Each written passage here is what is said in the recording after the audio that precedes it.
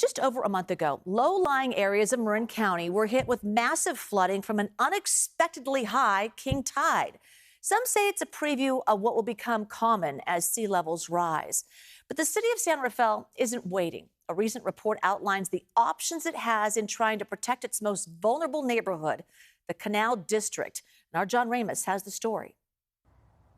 The king tide flooding in January was a wake-up call to the public about something that San Rafael officials have been thinking about for a long time. But now they're saying it's time to stop thinking and to start acting.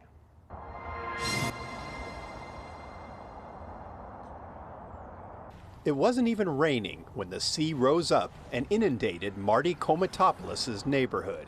Canal Street, right where I am, was full of water and it was just rushing. Man, Had that ever happened before? That happened that one time before in 2003. This was a bigger than a king tide because we've had king tides before and they come up pretty high, but they've never had, this is a gigantic king tide. The tide was 6 inches higher than expected, and for San Rafael was exactly the reason they were asking for a new study, not about the potential for flooding, but about what to do to prevent it. We tried to pivot and focus and look a little bit more into how we could respond. How can we reduce the flood risk? They focused here in the Canal District, the city's lowest lying area. Here, the land has been sinking for years, from a few inches to several feet. So with sea level rise, the water is getting higher while the land is getting lower.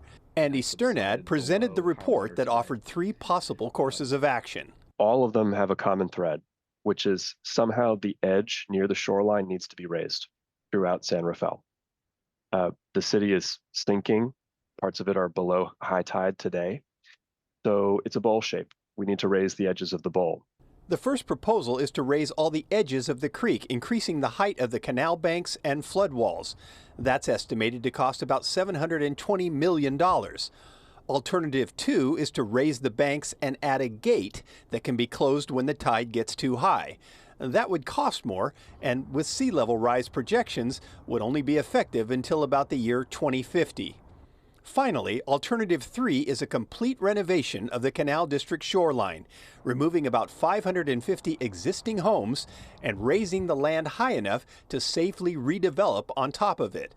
It is projected to cost nearly $2 billion, but because of the chance to add new value to the land, it could come closest to recouping some of the cost. It's really would be a reimagining of the canal edge around those basin conditions.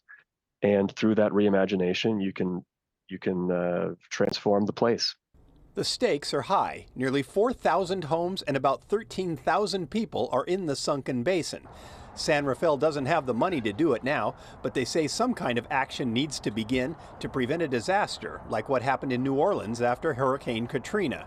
Marty thinks the city needs to act as well, but at age 86, she doesn't seem too worried about what will happen in 2050. I'd like to see something done, yeah. Quit thinking, start doing. I'm hoping I don't have to worry about it. But you never can tell. I'm planning on breaking the world's record for age.